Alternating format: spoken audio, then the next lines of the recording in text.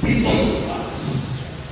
But we are not very pessimistic that opportunities in the future would go more open for him for welcome. I believe that there have been a lot of people praying that as early as next year, Pastor Randy will be appointed back to the. And so this Sunday, this is the valedictory message of our beloved pastor for this conference. And so we are thankful that the Lord has given us all this opportunity to listen to His word.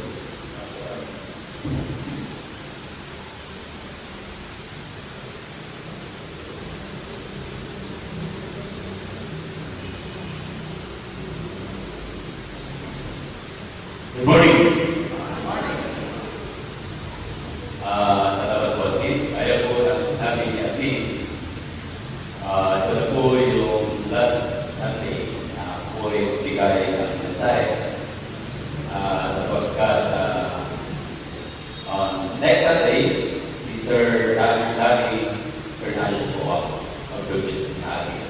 And then, June 1st, doon na po tayo sa Querol United Methodist Church. At alam ko kagabi, nag-alarm po ako ng 12 o'clock in the morning pang may realize ng sermon na ito. At ang ginagawa ko nung natapos ko na, hindi ko makatulog. Dahil doon parang na-excite ako na mag-sermon. Last Sunday, last month, mag-preach ako sa inyong harapan. Parang na-excite ako mag-preach. Pangalawa, hindi na ako makatulog dahil parang ayaw ko ba. Dahil gusto ko pa kong sanang manatili sa Bayong United Methodist Church. But of course, time will come na ito na po. Nakatayo na po ako sa inyong harapan. By the way, sino po sa inyo ang nagising ng maaga? Gumising ng maaga? Of course. Ano kaya yung gagawin? Sa mga bata, kung kayo nagising ng maaga at inisip nyo, pupunta ako sa church ngayon. At pag-isip nyo yun, umulan ng napakaraming chocolate, napakaraming candy. Pupunta ka ba kayo sa church? Sa mga young people, ano kaya pag-isip nyo ng maaga? At inisip nyo, wow, pupunta ako sa church ngayon. And then umulan ng maraming pera. Pupunta ko ba kayo sa church? O ba magsimba?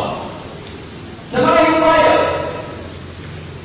ano kaya kung inisip nyo na pupunta kayo sa church, ay umulan ng maraming sa mga babae, umulan ng maraming fruits na yung gustong-gusto pa po natin.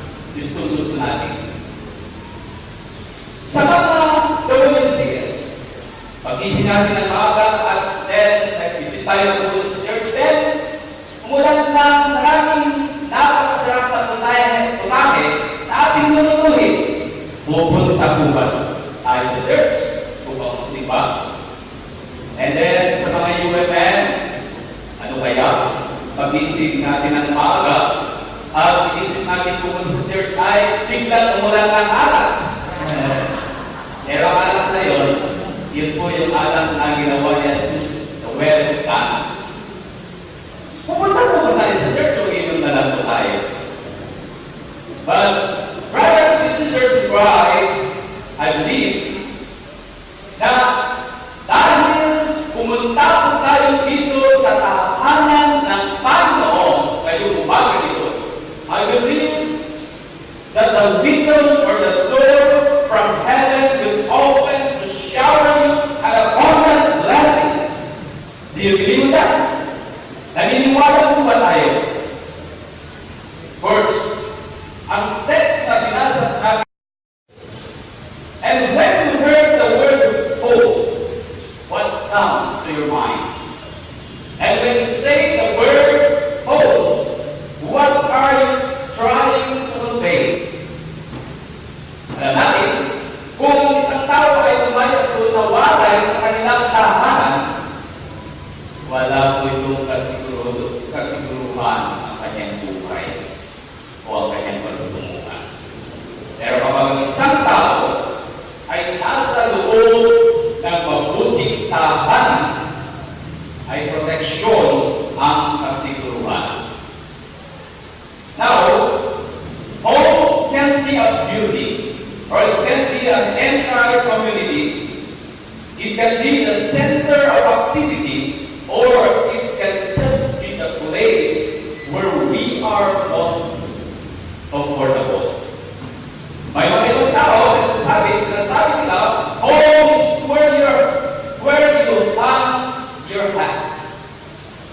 And then iba naman, home is where the heart is.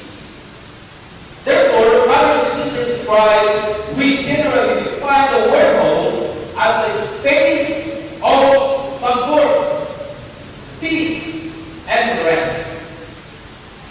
A place where we can relax and be ourselves. Ang lahat ng tao, mga kapatid, ay pilit na hinahanap ang lugar nito o ang lugar na yan kung saan taong matatagpuan. And in our gospel reading for this morning, Jesus is guiding us on the way home. Hindi ko ba? At habang hinihanda ng Panginoon sa darating na pagpala ng kanyang pisikal na kanyuan sa mundong ito, He wants to give assurance to His disciples. Christ is going home, and He wants His followers to know what they have to do. Alam na Jesus ang kalagayan ng kanyang mga disipulo, mga kapatid, sa kanyang pagpapalapit na pagpanaw o pagbisan. So He gets straight to the point. Ang sabi niya sa kanyang mga disipulo, do not let your heart be troubled. Huwag kayo dito ba kung namin Tagalog? Huwag kayo magdadala. Huwag kayo magdadala.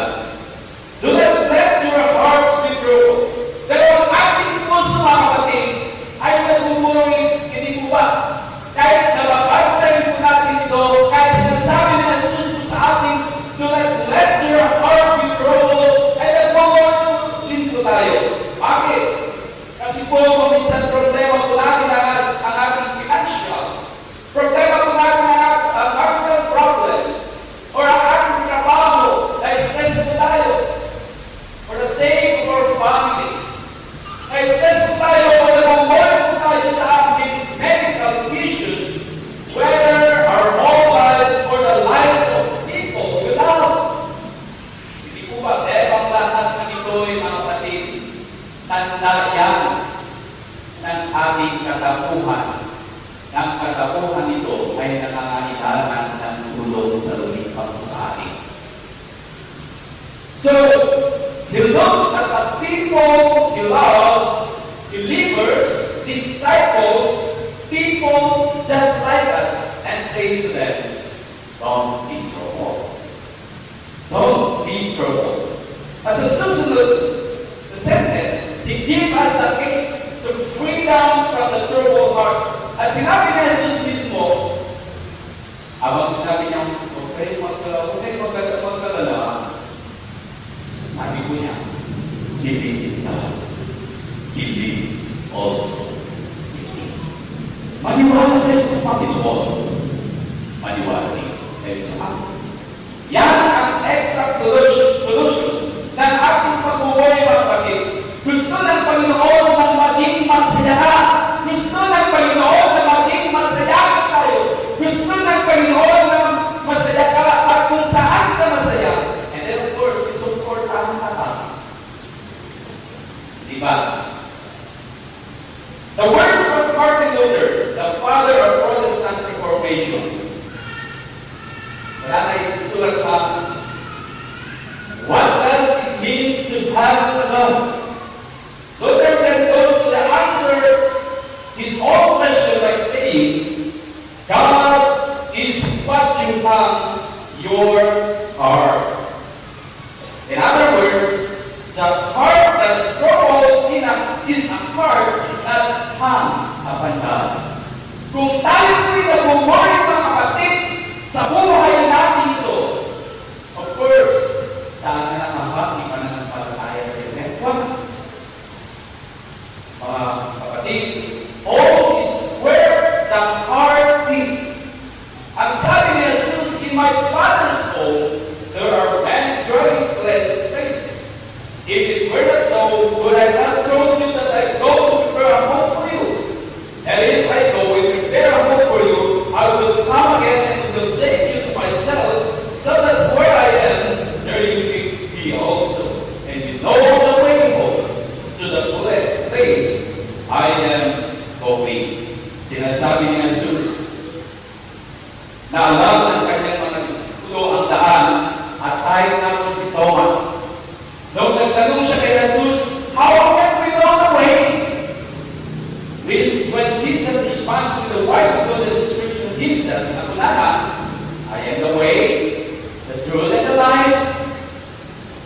No one comes to the Father except by me. Hindi niya sinabi, mga kapatid, na dapat maging kasabi ka sa United Methodist Church o dapat maging kasabi ka sa Baptist Church o sa Unity City o sa Roman Catholic o sa Incomplete INC. Hindi niya sinasabi yun na maging kasabi kayo ng ganito. But God's grace is never exclusive. It's offered to all without price. Only Jesus. Jesus is the way, the truth, and the life.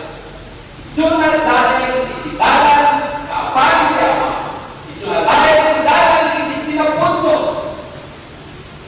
What Jesus is seeking to convey to the disciples about all else is that He and the Father are one. And that's why He can prepare a place for us.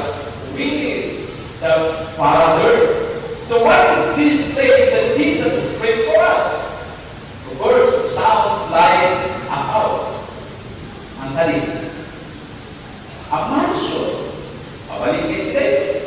But if we want to experience the fullness of God's whole life, we have to follow Christ in faith. In our decision, it's our decision to make. He really is the way and the truth and the life. Remember, sinabi ko kanina, our home is something so much more than a building. It is a space of comfort, rest, peace, and joy. When Jesus talks about many rooms, I think He's talking about the room that God made for us. Habang sinusunod natin ang dahil to be with God at habang tayo sa presensya ng Panginoon, do not hesitate to share that mansion to others. You must have the passionate spirit to do it right now. Dahil nasa sa atin ang tamang daan pagtungo sa Diyos. At habang nasa atin ito, mga kapatid, napakasarap po mababa sa presensya ng Panginoon Jesus. Alam niyo po, in 1986, in North China's Inner Mongolia sa Autonomous Region, merong isang pamilya ang pamuntik mamatay dahil sa sandstorm na tumama sa kanilang tahanan at pamuntik umuo ang kanilang tahanan. Ang dahil sa tumagin. So, ang dahil sa karanasan yun, ang ina ng tahanan na walang iba kundi si Yin Yuzen, she decided to plant a tree in the desert, serve as the in some stores. At alam niyo po ba, na when she decided na magtanim ng mga puno doon po sa disyerto, over the last 28 years, 28 years ang ginugol niya at naging kasama niya ang kanyang butihing asawa. Yin and her husband has planted 600,000 trees, covering the area of 1,600 hectares. 2 tao lang ang gumawa ito, mga kapatid. At parang napakahirap isipin, napaka-imposible gawin na mabuhay ang puno doon sa disyerto. Pero nagawa po nila. 20 years, bakit po natin yan? Covering the area over 1,600 hectares at nagtanim po sila ng 600,000 trees. Bakit po niya ginawa yun? Of course, she has this spirit of passion. Yun yung passion niya sa buhay. Tinagagalan niya mabuti kung paano magbuhay ang mga punong ito. There is no rain and very hot. Napakahirap ang magtanim doon po sa disyerto, pero ginawa po niya. Tayo po ba? Habang tayo sa presensya ng Panginoon at nasa atin ang tamang daan, what kind of passion do you have right now? At sa kapong meron po nasa kanya, hindi lang po yung spirit of passion, yet can also the spirit of persistence. They did in 28 years. Tayo po, nagawa po ba natin kahit isang araw o kahit isang oras pumunta po tayo pagtanim ng puno o mga puno sa komunidad. Pero sila, ginawa po nila ito. At yung pangatlo na sa kanya, the spirit of sacrifice. We can taste the desert into nothing. We need water from heaven, because without water from heaven, it is impossible. At habang nasa sa atin, ako mga kanina mga kapatid, sana ang bawat isa ay sasabihin, I will see the seed of life in my mission. Mga kapatid, alam ko po na bawat isa ay may kanya-kanyang vision sa iglesia o sa church nito, at sama-sama po tayo mga kapatid. Pupunta lang po ako sa Quintaman United Methodist Church, pero aking panalangin nasa sa inyo po, at kanigagaya at patigit tayo, there will be time makapag-worship tayo sa Panginoon, mapupunan na po ito.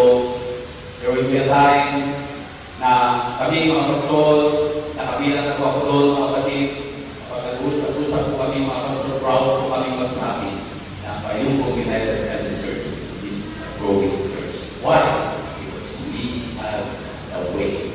Because Jesus is a way, the truth, and the life. Mga kapatid, bago po ako to close the sermon, ayan, kaya po, i-offer po namin ito sa awitin ito sa inyo, and of course, sa ating Panginoon. At ngayon na po kakanta mga kapatid sa harapan, at sana po hindi po ako nilulunod.